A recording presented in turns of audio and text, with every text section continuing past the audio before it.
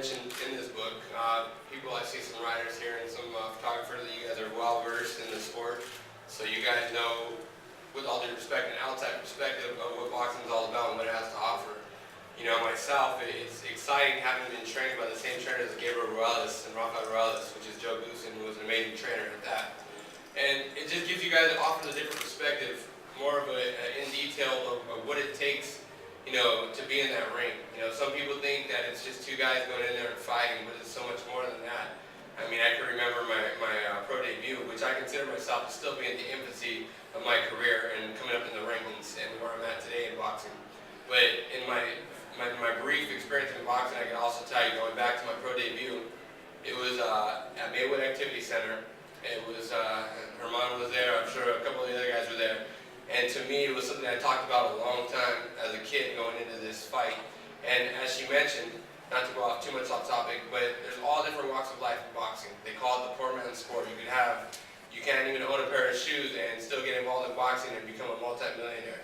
You could come from middle class, which I consider myself, I came from a middle class family, a father that worked his butt off 12-hour days to provide a better life for myself, and so I could pursue my dream, you know, which is being a fighter today.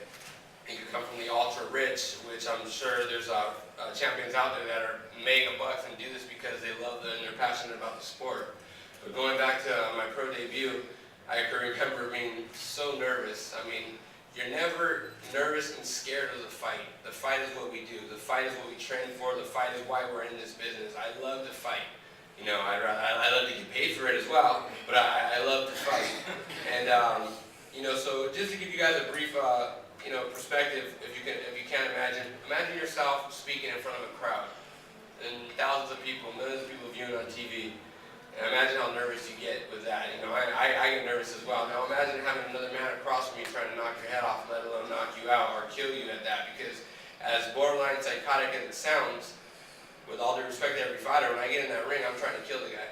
Because you better believe that he's going to take every opportunity. If it presents itself, he's going to kill me as well. We signed the contract. We know what we're going to do. We're gladiators, and we're modern-day gladiators, I like to say. Well, I'm telling my father before we go into the fight, I said, man, I'm nervous, Dad. I'm nervous. This is a dream that's been through generations to become a professional athlete, a professional fighter at that. And I was like, how you doing? Oh, I'm cool. You know, not a problem. Just a walk in the park. And I'm thinking, walk in the park, man.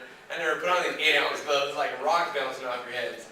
So we go in there and the crowd opens up, the Teamsters were there, and they packed the house that night, and they really, I mean, I think I was more of a draw than the main event that night, and the crowd was rocking out, and they introduced my name, and I swear to God, you guys would have thought Elvis Presley was in the building, or maybe a bit of a biased opinion, but they were really rooting for me.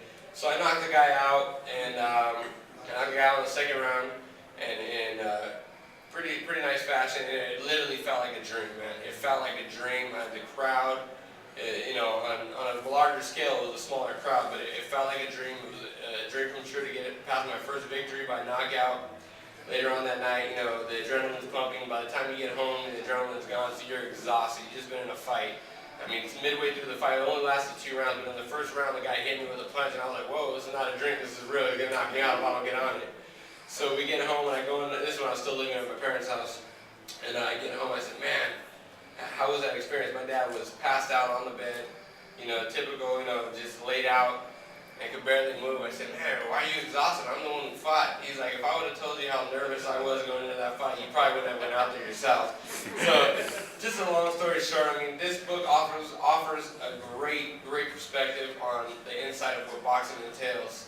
What it takes to be a fighter, especially coming from the Ruelas brothers, like she said, from nothing to becoming a grand champion.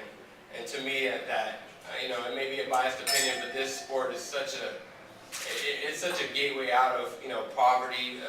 It's something that, you know, it goes back to early man, showing how macho you are and showing what you're all about. But it takes more than just, excuse my language, balls to get in that ring. It takes an intellect, it takes a passion for the sport, it takes an understanding of the sport and what we signed up to do. So again, this book, I'm very excited, very honored to be even mentioned in this book, and I think everyone else is going to enjoy it. And just the extra perspective, let alone the movie The Fighter, how well that did and gave you guys an insight on what boxing was all about. So I'm very passionate about this book, and I think it's